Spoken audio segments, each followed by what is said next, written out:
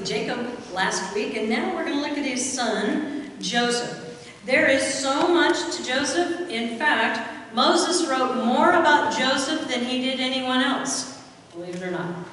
And so there's a lot of lessons, but we're just going to kind of hit the high spots.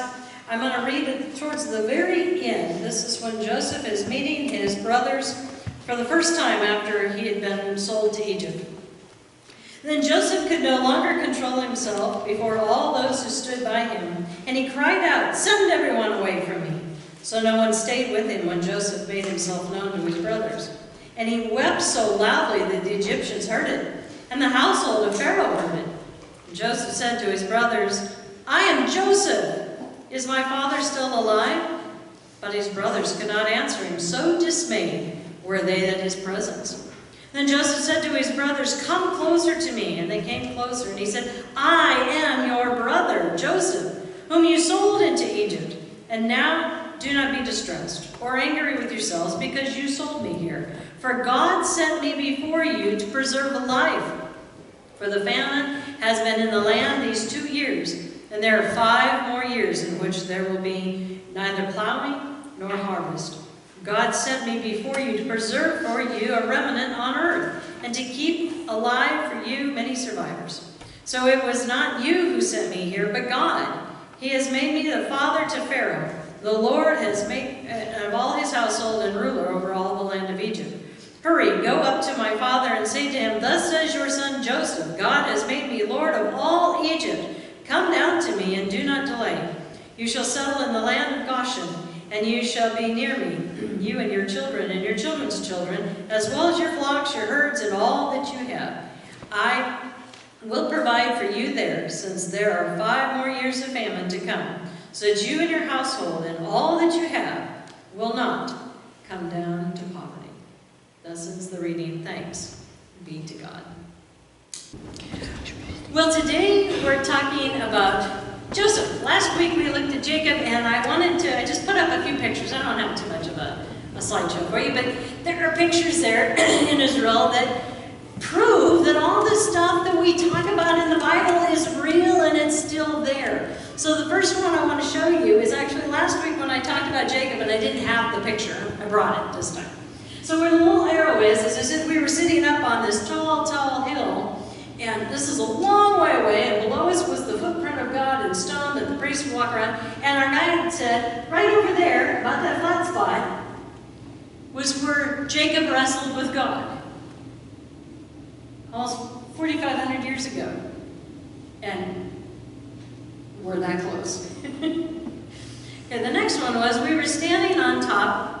I told you that I showed you the pictures of where God had taken Abraham, and he showed him on Mount Moriah everything, all of the land that he was going to give to his ancestors. And then he took us over to Shechem, which again was some of the same land. But on top of Shechem, we could see this way, and it was Joseph's tomb. And it was inside the town of Samaria. Now, we couldn't go there, because Jews and Christians can't go to Samaria. But this is what it looks like close up. And inside of there is the actual tomb.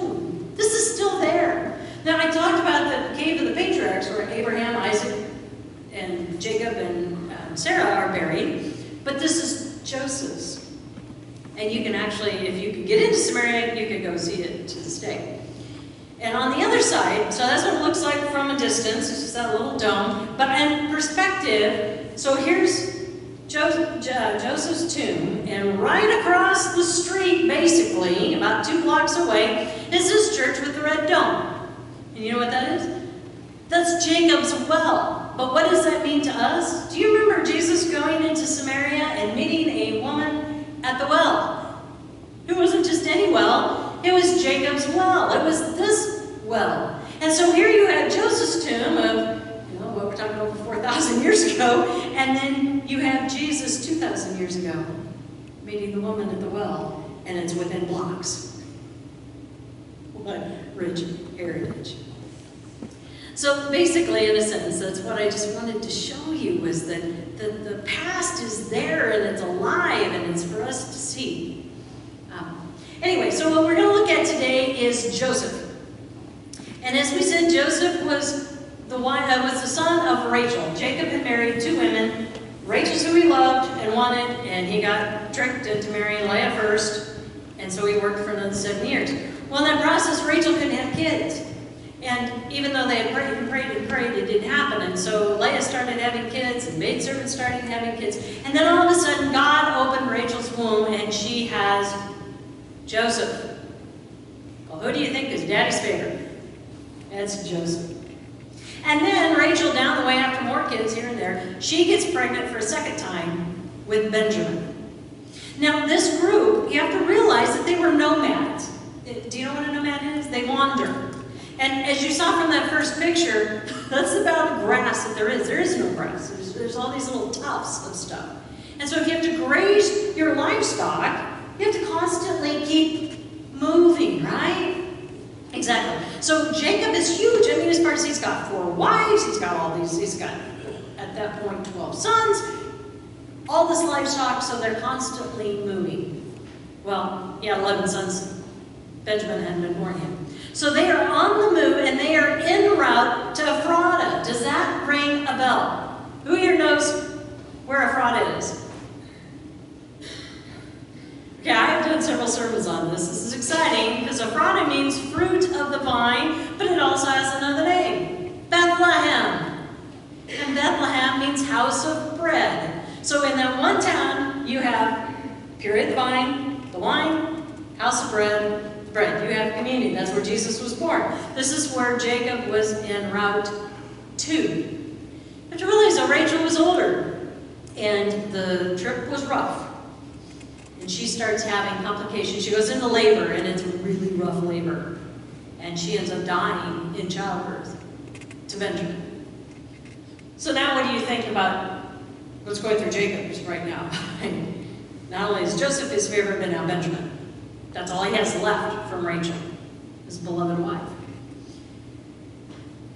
Okay, we're going to fast forward a little bit. There's 7 years difference between Joseph and Benjamin. Joseph, a little bit later, Daddy gives him this coat of many colors. And as I said, it's made of all different materials, but it's the color of the material, because back then you had to use dye. And you couldn't just get this dye anywhere. It was extremely expensive. In fact, the purple dye that they use comes from a snail. And it's only one particular snail, and it's found around by the Mediterranean. And you don't get very much dye from this one little snail.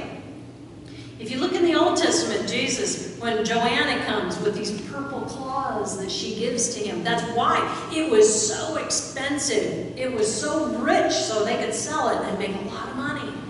So to get these kind of colors took a lot. Did the other brothers give it? Nope. Only Joseph. How do you think that made the older brothers feel? They already know that Daddy likes him best, and then that's just salt in the wound, right? To make matters worse, he starts having dreams. The first dream, he says they're out in the field and they're cutting the wheat, right? And he says, I had a dream that there was 12 sheaves of wheat, and all of a sudden the 11, mine grew bigger and stood tall, and the 11 bowed down to my sheaf. How good do you think that went over? Yeah. He could have kept it to himself, but he didn't. Then he has a second dream, only this time he sees the stars. He sees 12 stars, and he sees the sun and the moon, and they all bow down to his star. Well, instead of going to his father Jacob and going, you know, Dad, I'm confused, I'm having these dreams and I don't know why, and I don't know what it means, what do you think? He just goes and tells his dad. Probably with a little more ambition than he should have, because his father says, do you mean to tell me that your mother and I are going to bow down to you? Now think about this for a moment, because his mother is already passed. So it's not Rachel. Could it be Leah or one of the maidservants? I don't know. Or it could be a premonition of what was to happen, because he was going to be going to Egypt. And who did Egypt worship? The sun god and the moon god. They would also be bowing to Joseph. So anyway, because of these dreams, now all of a sudden Joseph is really odd man out. Nobody likes him. Nobody wants anything to do with him. He's got a big chip on his shoulder, and he is way too big for his britches. Do any of those sound familiar? I mean, like those terms. You ever use those terms? Been called those terms? Got a big head on your shoulders? Yeah. Well, we know that there's some parallel here between Joseph and David, because Joseph doesn't have to go take care of the sheep. His brothers have to do that. David was too young to do that. So Joseph's dad says, why don't you go and check on your brothers and tell me how they're doing with the herds? That's what David's dad did. So Joseph takes off and he goes out and they move to another town. And as he's coming up over the hill, his brothers see them with his flashy coat. Not too hard to miss, is it? They see him and they go, oh look, here comes that dreamer. I'm sure they said it in not so nice words. And they're plotting on what they're going to do. They want to kill him. They hate him that much. And then Reuben, the very oldest, that's out of Leah, he knows that this would destroy his dad. He loves his dad. And he says, well, no, let's don't kill him. He looks, and there's a cistern. Now, a cistern is an old well, but it was empty, it was dry. He says, let's put him in the cistern, and we'll just leave him for dead. You know, that'll be the wise one. Because in his head, he's plotting, I'm going to go get a rope or a ladder or whatever, and I'm going to come back and I'm going to save him. That was the point. So they agree they'll do that. So they put him in the cistern. So Reuben takes off. He's going to go get the stuff. While he's gone, they happen to see this caravan of Midianites. Now, we talked about Isaac and Ishmael, right? Ishmael's the brother that got kicked out. And from Ishmael came the Ammonites and the Midianites. This is their cousins. They look over and they see their cousins traveling along and they go, hey, why are we going to kill him and get nothing out of it? Let's sell it. So that's exactly what they do. They plot to sell him and they strike a deal, and for 20 pieces of silver, I think it's kind of odd that it wasn't 30, just because of all the parallels. But it was 20 pieces of silver. They sell Joseph and he takes off and they take him to Egypt. Reuben comes back to rescue him and he's gone. Now, we looked last week with the parallels of the deceit with Jacob and what gets done to him. It was with a goat that was killed, the blood of that goat, that the stew meat was made, and that's how he tricked Isaac into giving him Esau's blessing. It is a goat that is killed, and the blood is dipped on the robe, the coat of many colors of Joseph, and given to Isaac. And the same torment and anguish that Isaac felt of being betrayed is the same torment and anger that Jacob feels because his son, he believes, has been eaten by a wild animal. There were lions and other big wild animals over there at that time. There's not so much now. So this puts Joseph in Egypt. And while he's there, is this Potiphar, which is the chief commander of Pharaoh, buys him. He brings him into his household, and I love this line because it says Potiphar knew that the Lord was with him. Let that soak for just a minute. These are Egyptians who worship other gods. They don't know Abraham's God, but they know that somebody's got a hand on Joseph. And everything he touches basically turns to gold. And so he entrusts everything to Joseph. And because of his integrity and his upstandingness, he doesn't even worry about it. He takes off and he goes. He's just, I'll let you do your thing. I'll go live my life. There's one little problem, though. Joseph was pretty cute, too. And Potiphar's wife knew it, and she wanted him. And because of Joseph's integrity, he wanted nothing to do with her. Nope, you are my boss's wife, nothing. And she kept relenting. She would not stop. And so finally one day when Potiphar was gone and the servants were around, she caught him and she grabbed him by his coat, not this one, but another fancy one, and tried to get him to sleep with her, and he fled. He let go of his coat and he ran out of there. Well, now she had evidence. Being mad and humiliated because he kept rejecting her, she took his coat and started yelling that he tried to rape her. And so when Potiphar finds out, boom, into the dungeon he goes. Had Joseph done anything wrong? No. Was he falsely accused? Oh, you bet. But here's the thing. If God hadn't intervened there and actually what seemed like bad that he was in the dungeon, if something would have actually happened and Joseph would have succumbed, Potiphar would have had him killed.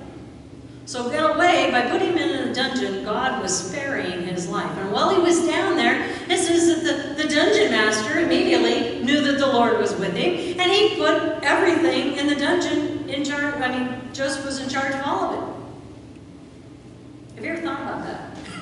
What's it look like to be in charge of a dungeon? I don't know.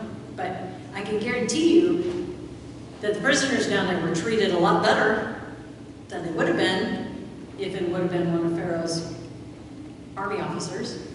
Well, while he's down there, there's two people who get into trouble by the Pharaoh. And it's the cupbearer and the chief baker. And they get thrown into prison. And while they're down there, Joseph strikes up a rapport with them. And they each have dreams the same night. Now the cupbearer is so distraught about his dream, he comes to Joseph and he starts telling him, and he says, I can interpret your dream. He says, what was it? He says, well, I saw 3 branches, and I saw the vine was ripe, and I saw that I was giving a cup to the Pharaoh again. And Joseph said, well, the 3 branches are 3 days. And in 3 days, Pharaoh is going to restore you back to your position where you were giving him the cup. Do you know what the cupbearer does? The cupbearer is the one that takes a drink of the wine to make sure nobody's poisoned it, and that it's good wine, and then he gives it to the Pharaoh. If he dies, the Pharaoh's not going to drink the wine. The chief baker, however, I don't know, he evidently didn't frost a cake right, and that's why he's in prison. Well, he also has a dream, and there's I can't remember now, there's 3 things that happen, and he all of a sudden sees there's crows over his head, and it's not a pretty dream. But seeing that the cupbearer got a favorable interpretation, he goes and tells Joseph his too. And Joseph says those 3 things are 3 days. In 3 days, you will be lifted up to Pharaoh, but you're going to be found wanting, and you will be impaled. In 3 days, it was Pharaoh's birthday, and they bring both up before Pharaoh. What do you think about Pharaoh? We've been talking about Jesus popping in and out through the Old Testament. This is another parallel. How many people were brought before Caesar when Jesus was towards his last? It was 2 people, right? It was Barabbas and it was Jesus. One was lifted up and let go, and one was killed. The chief cupbearer and the chief baker both are lifted up. The cupbearer is restored. The baker is killed. Joseph told the cupbearer, though, he says, when you go back to Pharaoh's palace, tell him about me. Remember me, so I can get out of here, because I didn't deserve it in the first place. So when the cupbearer is restored, does he remember Joseph? Nope. He's just happy to be back, drinking wine. More time goes on, years. And it isn't until Pharaoh has a dream, and he sees these 7 sleek big cows, and then he sees these 7 horrible godly cows, and the godly cows eat the fat cows, and they still look just as godly, and he is so troubled. And it must be so bad he's talking out loud to anybody who will listen, because the cupbearer hears him, and he goes, oh, I forgot. He says, you know what? You remember when I was restored and the baker wasn't? Well, it's because we had dreams, and there was a guy in prison that interpreted those dreams. And Pharaoh says, bring him here. So Joseph gets brought out of prison, he's shaved, he's showered. He goes before Pharaoh. Pharaoh tells him his dream, and he says, here's the interpretation. God gives the interpretation. He says those 7 cows, the fat cows, are going to represent 7 years of plenty. You're going to have abundance of fruit and grain and hay and everything. But then there's going to be followed by 7 years of famine like you've never seen. And those 7 years are going to swallow up everything. And he says, here's what the Lord says. Take a 5th of every year and store it into bins. Put it back so that way you have it for the lean times. Pharaoh thought this sounded phenomenal. And so instead of him just giving orders, he looks at Joseph and he says, well, since you came up with the interpretation, here, you be in charge. And so Joseph was. In fact, Pharaoh made him the highest in all of Egypt, only under himself. That's phenomenal, isn't it? This is a Hebrew for crying out And he goes around and he oversees everything, and he's storing up all this grain. Well, what should happen? But then the famine hits. And we get a good year and a half into it. And Jacob is struggling, and so is all the family. And he hears that there's grain in Egypt. And so he sends his sons with silver and money to go buy grain from Egypt. Not knowing, of course, and they don't know that Joseph's still even alive.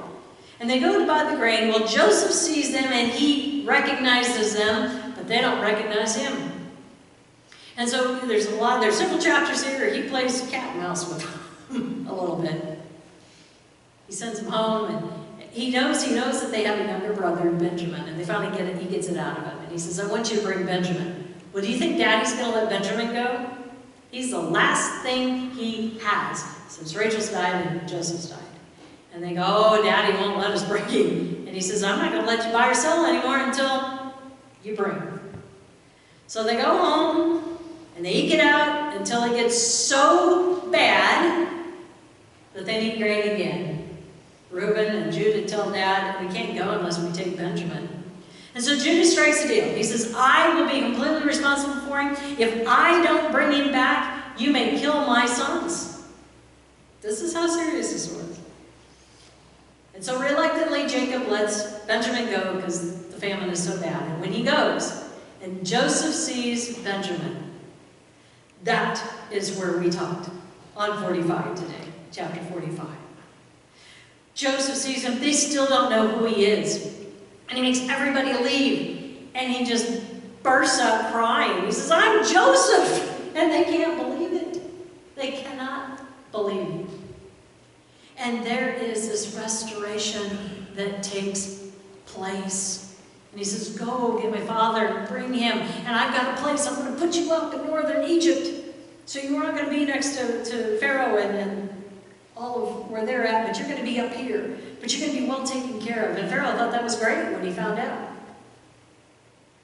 Can you imagine this? Have you had a grudge against somebody or vice versa for years? I mean, and I'm sure you didn't sell them off into slavery or vice versa. That's got to be about like the worst, right?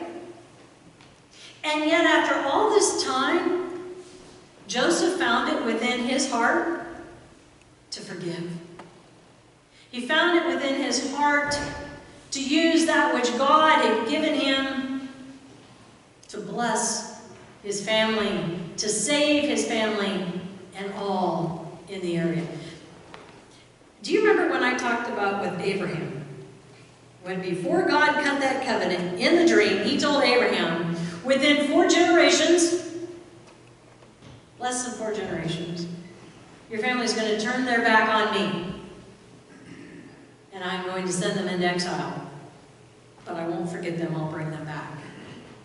That was the very premonition of what's going on right now. See, here's the problem.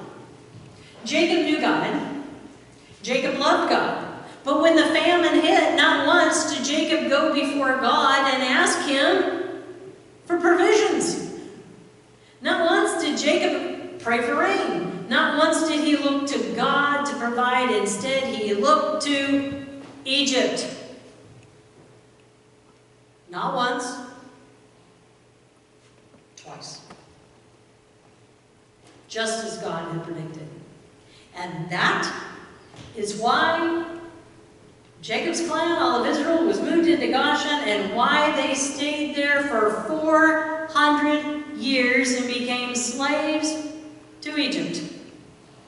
Until God sent a man by the name of Moses to deliver them. You know, you look through this whole thing of all the parallels and how Christ has popped in and out, and we see that even with the, with Melchizedek, he showed up as the priestly king, and he gave bread and wine to Abraham. We see as Jacob's going, where's he going? To Bethlehem, where bread and wine. We see the parallel of Christ before Caesar. And there's another parallel between the chief cupbearer and the baker. And that parallel is the 2 thieves on the cross. Joseph and Jesus. One was restored. Today you will be with me in paradise. And the other was not. There are, in fact, if you would talk to any scholars, they will say that the parallel between Joseph in the Old Testament and Jesus in the New Testament is phenomenal. He's that figure throughout. Christ is in all of the scriptures, from Genesis all the way to Revelation. And there are so many stories that we can learn from him, but the big thing is just trusting in faith. Knowing that God is there and he's not forgotten you, whether you have been mistreated, whether you have had stuff given to you that you didn't ask for or you didn't want, whether you've been falsely accused. No matter what's happened, God can still take your free will, your decisions, and turn it to good. And as Joseph said, you may have decided what you did was a plan for evil, but God took that and turned it into something glorious for salvation. That's the kind of God we serve. A God who meets us when we're at the top of the mountain, whether we're wrestling with him or whether we're in the pits of the dungeon. He's the same God yesterday, today, and tomorrow. So whatever you're wrestling with right now, whatever you've been struggling with, know that God hasn't changed. He sees you, but don't make the mistake of going to the world for answers. Go to God. Amen. We come to our time of prayer. Asked that we could lift up Chantil Green. She's just got some major stuff that she's got to go through today, so we just ask for extra prayers on that. Are there others that we'd like to lift up? If you bow your heads with me.